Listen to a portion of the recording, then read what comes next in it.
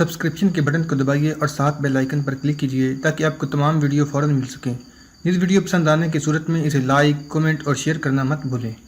اس دستے کے پکڑے جانے سے محل والوں کو یقین ہوا کہ محمد بن قاسم اپنی فوج کے ساتھ شہر میں داخل ہو گیا ہے۔ اس وقت وزیر سیاکر نے رانی لاڈی کو جگایا۔ دن کا وقت تھا اور وہ گہری نیند سوئی ہوئی تھی۔ رانی سیاکر نے اسے کہا، عرب کی فوج شہر میں آ گئی ہے۔ تم مسلمانوں سے اتنے زیادہ خوفزدہ ہو کہ وہ محاصرے سے تھکے ہارے باہر بیٹھے ہیں اور تمہیں شہر کے اندر نظر آ رہے ہیں۔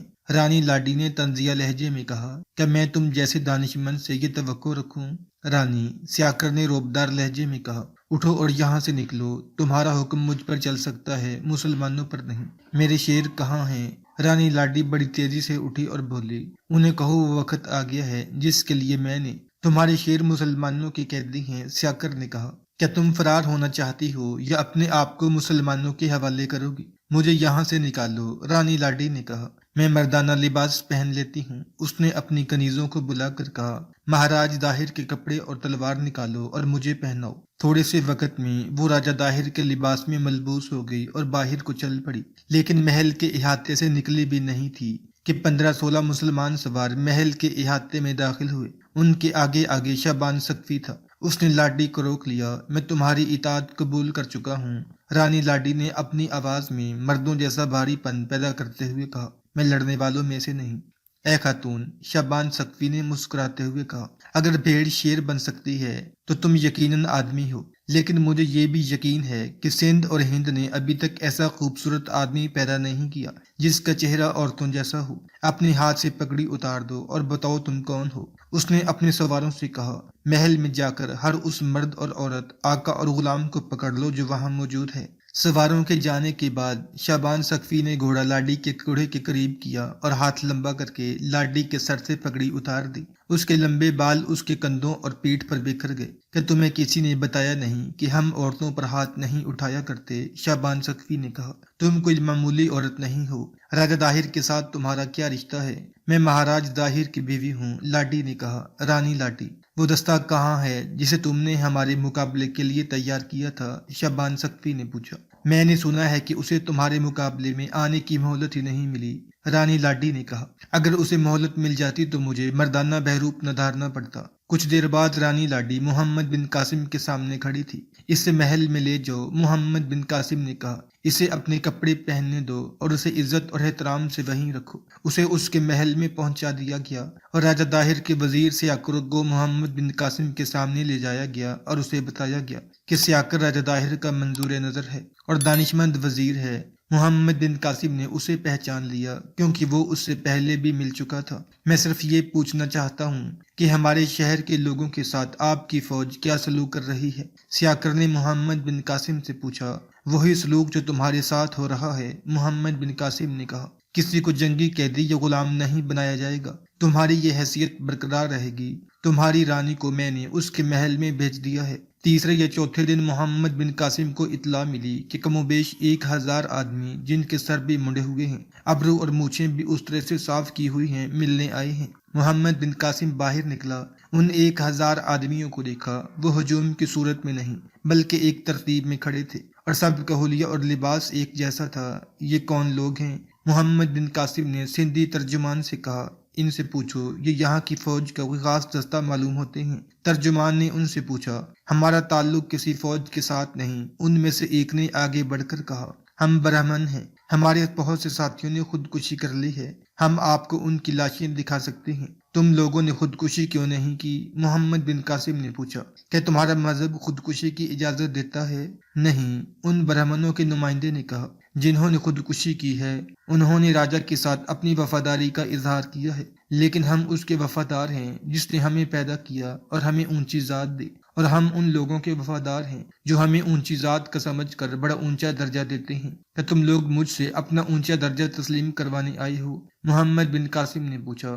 ہم یہ پوچھنے آئے ہیں کہ ہمارے متعلق یعنی برہمن ذات کے متعلق آپ کا کیا فیصلہ ہوگا؟ ان کے نمائندے نے پوچھا۔ اگر تم لڑنے والوں میں سے نہیں اور لڑنے کا ارادہ بھی نہیں رکھتے تو ہم تمہیں امن و امان میں رکھیں گے، محمد بن قاسم نے کہا، لیکن ہم تمہیں دوسرے انسانوں سے بڑھتر تسلیم نہیں کریں گے۔ ہمارا مذہب امیر کو غریب پر، کبیر کو صغیر پر بالادستی کی اجازت نہیں دیتا۔ میں اس فوج کا سپہ سالار ہوں اور تمہارے ملک کا امیر مقرر کیا گیا ہوں، لیکن میں اپنے اللہ کا ویسا ہی سپاہی ہوں جیسے میری فوج کا ایک ادنا سپاہی ہے۔ مجھے امامت کے فرائض بھی سونپے گئے ہیں، یہ فرائض ایسے ہی ہے جیسے تمہارے سب سے بڑے پنڈت یا پروہت کے ہوتے ہیں، لیکن اللہ کی نگاہ میں میرا درجہ اور میرا ثواب اتنا ہی ہے جتنا میرے پیچھے نمازیں پڑھنے والوں کا ہے۔ مجھے کسی بھی مقتدی پر ذرا سی بھی برتری حاصل نہیں۔ ہم تمہیں یہاں کے لوگوں کے برابر رکھیں گے اور انہی جیسے حقوق دیں گے، اور اگر تم کسی اور طریقے سے لوگوں پر اپنی برتری جتاؤ گے تو یہ ایسا جرم ہوگا جسے ہمارے دین کا ضابطہ معاف نہیں کرے گا۔ ہم آپ کے اس حکم کی تعمیل کریں گے، برہمنوں کے نمائندے نے کہا۔ اے سالار اسلام، ہمیں یہ بتا دیں کہ ہمیں اپنے مندر میں عبادت کی آزادی حاصل ہوگی یا نہیں، یا آپ تلوار کی نوک پر ہمیں اپنا مذہب قبول کرنے پر آمادہ کریں گے۔ میں یہ حکم جاری کر چکا ہوں کہ کسی بھی مذہب کی عبادت گاہ کو نقصان نہ پہنچایا جائے، نہ کسی طریقے سے بے حرمتی کی جائے۔ محمد بن قاسم نے کہا، ہم کسی غیر مسلم کو قبول اسلام پر مجبور نہیں کریں گے۔ میں تمہیں یہ ضرور کہوں گا کہ ہمارے مذہب کی تعلیمات کو غور سے دیکھنا اور یہ بھی دیکھنا کہ ہم لوگ ان تعلیمات کے مطابق عمل کرتے ہیں یا نہیں۔ ہمارا راجہ مارا گیا ہے، برہمنوں کے نمائندے نے کہا۔ ہم اس کے وفادار تھے، اس کے ماتم میں ہم نے اپنے سر منڈوا دیے ہیں۔ یہ ہمارے ہاں کا رواج ہے کہ باپ مر جاتا ہے تو سب سے بڑا بیٹا اس طرح سے سر منڈوا دیتا ہے۔ اب آپ ہمارے راجہ ہیں، ہم آپ کے ساتھ ویسے ہی وفادار رہیں گے جیسے اپنے راجہ کے ساتھ تھے۔ مورخوں نے محمد بن قاسم اور ان پنڈتوں کی اس گفتگو کے بعد لکھا ہے کہ محمد بن قاسم راجہ داہر کے خاندان کے افراد کے متعلق صحیح معلومات لینا چاہتا تھا۔ اس نے ان برہمنوں سے کہا کہ وہ اس کے وفادار ہیں تو یہ بتائیں کہ راجہ داہر کے خاندان کے وہ افراد کہاں کہاں ہیں جو مسلمانوں کے خلاف لڑنے کے لیے تیار ہیں۔ یہاں صرف رانی لاڈی تھی، بڑے برہمن نے کہا۔ اسے آپ اپنے پاس لے آئے ہیں۔ اس نے فوج میں سے بہت سے آدمیوں کو نکال کر اپنے ساتھ رکھ لیا تھا۔ یہ بڑے وحشی اور خونخوار سپاہی تھے، آپ نے انہیں بھی پکڑ لیا ہے۔ رانی لاڈی آپ کے لیے بہت خطرناک ثابت ہو سکتی تھی، اسے آپ زہر سے بری ہوئی ایک ناگن سمجھیں، آپ نے اس کا زہر مار ڈالا ہے۔ ہم اپنی وفاداری ثابت کرنے کے لیے ایک اور بات آپ کو بتا دیتے ہیں، ایک اور برہمن نے کہا۔ رانی لاڈی جوان عورت ہے، آپ نے اس کا حسن دیکھ لیا ہے، اس کی آواز میں موسیقی کا ترنم ہے، اس کے جسم میں طلسماتی کشش ہے، اور آپ نوجوان ہیں، کہیں ایسا نہ ہو کہ یہ طلسم آپ کی جوانی کو اندھا کر دے۔ محمد بن قاسم نے کچھ بھی نہ کہا، اس کے چہرے پر جو تاثر پہلے تھا وہی رہا۔ دوسری عورت جو آپ کے لیے خطرناک ثابت ہو سکتی ہے وہ مائیں رانی ہے، برہمنوں کے نمائندے نے کہا۔ آپ کو شاید معلوم ہوگا کہ مہاراج داہر کے ساتھ اس عورت کے دو رشتے تھے، وہ مہاراج کی سگی بہن تھی اور اس کی بیوی بھی تھی۔ ہم پہلے ہی ڈرتے تھے کہ ہم پر بھگوان کا قہر ٹوٹے گا۔ یہ کلجگ کی نشانی ہے کہ بھائی نے اپنی بہن کو بیوی بنا لیا۔ مائیں رانی کہاں ہے؟ محمد بن قاسم نے پوچھا۔ ہم کوئی پکی بات نہیں بتا سکیں گے، برہمن نے کہا۔ سنا ہے اس نے اپنے آپ کو ستی کر لیا ہے۔ کہاں؟ یہیں، برہمن نے جواب دیا، اسی شہر میں۔ آپ کو وہ جگہ تلاش کرنی پڑے گی۔ ہم نے سنا ہے کہ مائیں رانی نے ایک غیر آباد مقام پر لکڑیاں اکٹھی کر کے آگ لگائی اور خاموشی سے ان لکڑیوں پر بیٹھ گئی۔ محمد بن قاسم نے ان برہمنوں کو رخصت کر دیا۔ ان کے جانے کے بعد محمد بن قاسم نے شعبان سقفی کو بلایا اور اسے مائیں رانی کے متعلق برہمنوں کی بات سنا کر کہا کہ دیکھا جائے کہ برہمنوں کی یہ بات کہاں تک صحیح ہے۔ برہمن وہاں سے چل پڑے تھے۔ وہ خوش تھے کہ ایک تو ان کی جان بخشی ہوئی اور دوسرے یہ کہ انہیں مذہبی آزادی مل گئی ہے۔ شعبان سقفی نے انہیں روک لیا اور ان سے پوچھا کہ انہوں نے کس سے سنا ہے کہ مائیں رانی نے خود سوزی کی ہے۔ برہمنوں نے اسے بتایا اور اس غیر آباد مکان کی نشاندہی بھی کی جس میں مائیں رانی نے اپنے آپ کو نظر آتش کیا تھا۔ شعبان سقفی اپنے 2-3 آدمیوں کے ساتھ اس طرف چلا گیا۔ ویران مکان کے علاقے میں جو آباد مکان تھے ان کے مکینوں سے پوچھا تو اسے 3 آدمیوں سے پتہ چلا کہ انہوں نے ایک رات مندر کے 3 پنڈتوں کو فلاں طرف جاتے دیکھا تھا۔ ان میں سے ایک نے بتایا کہ بہت دیر بعد اس نے 3 پنڈتوں میں سے صرف 2 کو واپس جاتے دیکھا تھا۔ شعبان سقفی نے اس آدمی کو ساتھ لیا اور یہ آدمی اسے ایک مکان تک لے گیا جو آبادی سے الگ تھلگ تھا۔ اس کے ارد گرد گھنے درخت تھے اور ایک طرف بلند ٹیلہ تھا۔ اس کے 2 دروازے تھے، دونوں بند تھے۔ دونوں کے کواڑوں کو دھکیلا تو یہ اندر سے بند تھے۔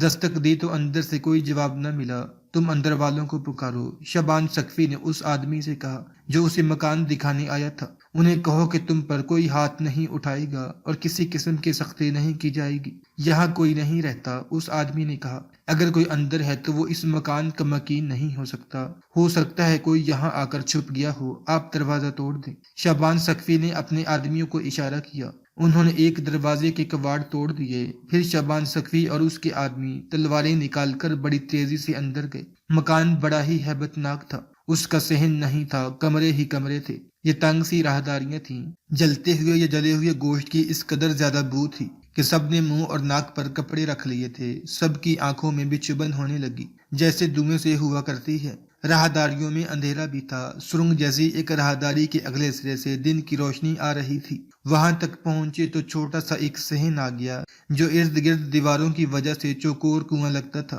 وہاں جلی ہوئی لکڑیوں کا انبار تھا، ان کی راکھ پر 3 جلی ہوئی لاشیں پڑی تھیں جو جل کر کوئلوں کی طرح سیاہ ہو گئی تھیں۔ چہرے نہیں پہچانے جاتے تھے، لاشیں پھولی ہوئی تھیں، چہرے بھی اس طرح پھولے ہوئے تھے کہ آنکھیں، ناک اور ہونٹ غائب ہو گئے تھے۔ کسی کمرے یا راہداری میں دوڑتے قدموں کی آہٹیں سنائی دیں، ان کے پیچھے آدمی گئے تو وہ 2 آدمی باہر کے دروازے میں پکڑے گئے، وہ اندر سے بھاگ کر جا رہے تھے۔ ان کی تلاشی لی گئی تو ان سے پگھلے ہوئے سونے کے کچھ ٹکڑے برآمد ہوئے۔ انہوں نے خوف کے مارے بتا دیا کہ وہ مائی رانی کے ملازم تھے۔ انہیں معلوم تھا کہ مائی رانی ایک پنڈت اور ایک نوکرانی کے ساتھ ستی ہو رہی ہے۔ یہ دونوں جانتے تھے کہ مائی رانی نے زیورات پہن رکھے تھے، چنانچہ وہ سونا اٹھانے آئے تھے۔ شعبان سقفی اور محمد بن قاسم کو ایسی کوئی ضرورت نہیں تھی کہ کون زندہ جل گیا اور اسے کس نے جلایا۔ شعبان سقفی صرف یہ یقین کرنا چاہتا تھا کہ مائی رانی زندہ جل گئی ہے۔ وہ مندر میں چلا گیا اور اسے پتہ چلا کہ اس رات کون سے 2 پنڈت اس مکان سے واپس آئے تھے۔ ان دونوں کو شعبان سقفی نے الگ الگ کر کے پوچھا۔ ان میں ایک خاصا بوڑھا تھا، وہ مائی رانی ہی تھی۔ بوڑھے پنڈت نے کہا اس نے اپنے آپ کو ایک پنڈت اور اپنی ایک نوکرانی کے ساتھ جو ہر وقت اس کے ساتھ رہتی تھی زندہ جلا لیا۔ ہم جانتے ہیں کہ ستی تمہاری رسم ہے، شعبان سقفی نے کہا، لیکن رانی لاڈی نے اپنے آپ کو کیوں نہیں جلایا؟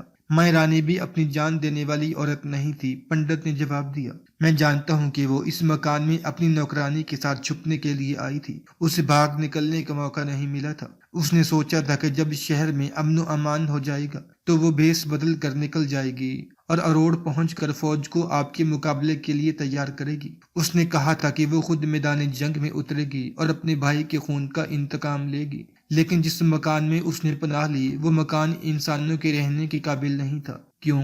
شعبان سقفی نے پوچھا۔ کہ یہ مکان گرنے والا تھا؟ نہیں، بوڑھے پنڈت نے جواب دیا، اس مکان میں بدروحوں کا بسیرا ہے۔ اس میں جتنے بھی لوگ رہے ہیں وہ 2-3 دن رہ کر بھاگ نکلے۔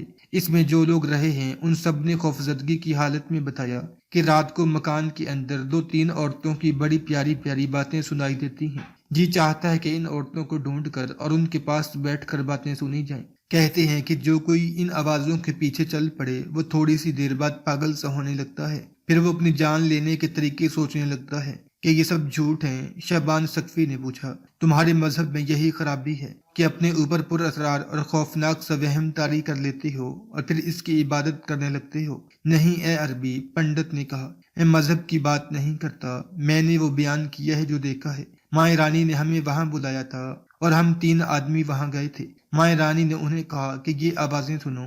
آوازیں میں نے بھی سنی۔ جو 2 جوان لڑکیاں معلوم ہوتی تھیں وہ ہنس رہی تھیں، ان کی ہنسی میں سریلا پن تھا۔ آوازیں اور باتیں ایسی تھیں جیسے یہ لڑکیاں ہنس کھیل اور ایک دوسرے کے ساتھ چھیڑ چھاڑ کر رہی ہوں۔ میں نے اس مکان کی یہ باتیں پہلے سنی تھیں، اس لیے میں جانتا تھا کہ یہ بدروحوں کی باتیں ہیں۔ مائی رانی کہنے لگی کہ میں ان لڑکیوں کے پاس جا رہی ہوں۔ میں نے اسے روکا اور کہا کہ یہ لڑکیاں اسے نہیں ملیں گی، اور اگر وہ ان کے پیچھے گئی تو وہیں پہنچ جائے گی جہاں پر یہ لڑکیاں پہنچی ہوئی ہیں۔ خود میرا دل بھی یہی چاہتا تھا کہ ان لڑکیوں کو دیکھوں، لیکن میں اور میرا یہ ساتھی وہاں سے بھاگ گئے۔ اگلی صبح میں وہاں گیا تو وہاں یہ منظر دیکھا کہ لکڑیاں جمع کی ہوئی تھی۔ مائی رانی نے اپنا وہ سارا سامان جو اس نے قلعے سے فرار ہونے کے لیے رکھا تھا ساتھ لائی تھی۔ اس سامان میں ہیرے جواہرات کے علاوہ بہت سے قیمتی کپڑے تھے، اور جو کچھ بھی اس کے پاس تھا وہ اس نے لکڑیوں پر رکھا۔ خود بھی کھڑی ہو گئی۔ پنڈت اور اس کی نوکرانی بھی مائی رانی کے پاس جا کھڑی ہوئی۔ مجھے دیکھ کر اس نے کہا کہ ہمارے پاس آ جاؤ، ہم تمہیں ایسی جگہ لے جا رہے ہیں جو اس دنیا سے بہت زیادہ خوبصورت ہے۔ میں نے انہیں روکا لیکن وہ مجھے بلاتی رہیں۔ اس کے ہاتھ میں جلتی ہوئی مشعل تھی جو اس نے جھک کر لکڑیوں کے ڈھیر کے پہلوؤں کے ساتھ رکھی۔ وہاں سے لکڑیاں جلنے لگیں تو اس مشل کا شعلہ دوسری طرف سے اس ڈھیر کے ساتھ لگایا، میں وہاں سے بھاگ گیا۔ آپ پھر وہاں جائیں، اس راکھ کے ڈھیر میں آپ کو ہیرے اور جواہرات ملیں گے۔ بعض تاریخوں میں غلط بیانی کی گئی ہے کہ رانی لاڈی کو محمد بن قاسم کے سامنے لایا گیا، تو اسلام کی عسکری تاریخ کا یہ نوجوان سپہ سالار رانی لاڈی کے حسن سے اتنا متاثر ہوا کہ اس کے ساتھ شادی کر لی۔ یہ ایک بے بنیاد روایت ہے جو محمد بن قاسم کی شخصیت اور اس کے کردار کو مجروح کرنے کے لیے کسی نے گھڑی اور تاریخ کے دامن میں ڈال دی ہے۔ برہمن آباد کو محمد بن قاسم ایک مضبوط فوجی اڈہ بنانا چاہتا تھا۔ اس نے جتنے بھی شہر اور قصبے فتح کیے تھے ان کا انتظام نہایت اچھا کیا تھا اور محصولات ایسے لگائے تھے جو کسی بھی شہری کے لیے بوجھ نہیں تھے۔ لیکن برہمن آباد کے انتظامات کو محمد بن قاسم نے بہت ہی زیادہ احتیاط اور توجہ سے ترتیب دیا۔ ایک تو اسلام کی تعلیمات ہی ایسی تھی کہ مفتوح لوگوں پر کسی قسم کا بوجھ نہیں ڈالا جا سکتا تھا، اور دوسرے یہ کہ برہمن آباد کے لوگوں کو زیادہ مطمئن رکھنا تھا کیونکہ برہمن آباد کو عسکری مستقر بنانا تھا۔ محمد بن قاسم نے جو احکامات جاری کیے وہ مختصر اس طرح تھے: جن ہندوؤں نے اپنی خوشی سے اسلام قبول کر لیا تھا انہیں وہی حقوق دیے گئے جو عرب کے مسلمانوں کو حاصل تھے، یعنی عربی مسلمان اور ہندوستانی نو مسلم کو مساوی حقوق دیے گئے۔ اعلان کیا گیا کہ جو ہندو اور جو بدھ اسلام قبول نہیں کریں گے ان پر زبردستی اسلام مسلط نہیں کیا جائے گا، لیکن انہیں جزیہ دینا پڑے گا۔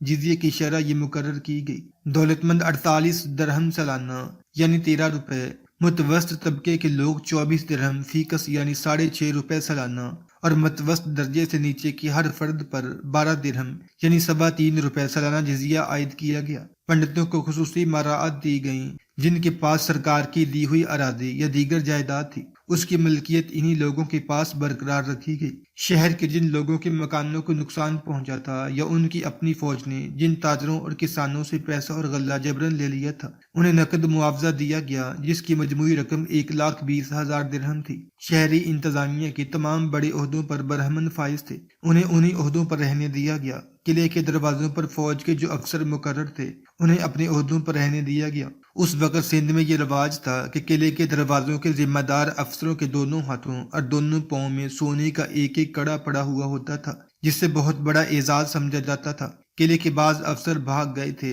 ان کی جگہ محمد بن قاسم نے ہندو افسر مقرر کیے اور انہیں ان کے رواج کے مطابق ہاتھوں اور پاؤں میں سونے کے کڑے پہنائے۔ عہدیدار مقرر کر کے محمد بن قاسم نے انتظامیہ کے تمام افسروں اور دیگر عمال کو بلایا۔ ہم نے فاتح ہوتے ہوئے بھی تمہاری حیثیتیں برقرار رکھی ہیں۔ محمد بن قاسم نے کہا کہ ہم تمہیں غلاموں کا درجہ نہیں دے سکتے تھے، تم نے ہمارے ہاتھوں ایسی شکست کھائی ہے کہ تم اٹھنے کے قابل نہیں رہے، لیکن ہم نے تمہیں غلام نہیں بننے دیا۔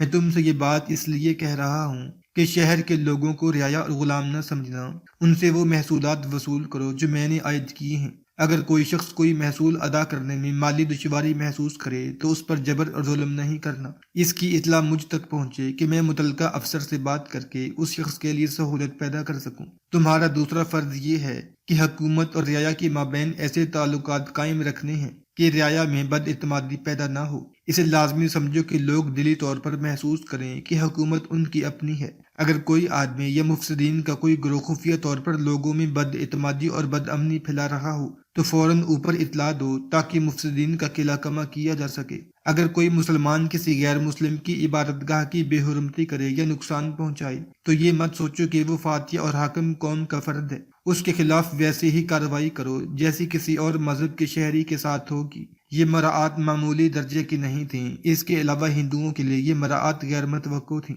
انہیں تو توقع یہ تھی کہ مسلمان معاشی لحاظ سے ان کی کھالیں بھی اتار لیں گے اور معاشرتی لحاظ سے انہیں اچھوتوں کا درجہ دیں گے۔ انہوں نے محمد بن قاسم کی اس فیاضی کا ایسا اثر قبول کیا کہ مندر کے بڑے پنڈت نے تمام پنڈتوں اور سرکردہ برہمنوں کو بلا کر لوگوں کے لیے ایک پیغام دیا جو تاریخوں میں محفوظ ہے۔ انہوں نے کہا کہ یہ پیغام برہمن آباد کے گرد و نواح کے لوگوں تک پہنچایا جائے۔ پیغام کے الفاظ یہ تھے: اے لوگوں، یقین کرو کہ راجہ داہر مارا جا چکا ہے اور اس کی خاندانی حکومت ختم ہو گئی ہے۔ اب سندھ پر عربوں کی حکمرانی ہے۔ عربوں کے متعلق یہ سن لو کہ ان کی نگاہ میں امیر اور غریب، بڑا اور چھوٹا، شہری اور دیہاتی برابر ہیں۔ یہ ان کے مذہب کا حکم ہے اور ہم اپنا فرض سمجھتے ہیں کہ یہ پیغام تم سب تک پہنچایا جائے۔ عرب کے ان مسلمانوں نے ہمارے ساتھ اور بھی وعدے کیے ہیں، لیکن شرط یہ ہے کہ ہم ان کے وفادار رہیں اور غداری نہ کریں۔ اگر ہم نے وفاداری کی بجائے غداری کی تو ہم سب کو بہت نقصان اٹھانا پڑے گا۔ اس سے بڑی نوازش اور کیا ہو سکتی ہے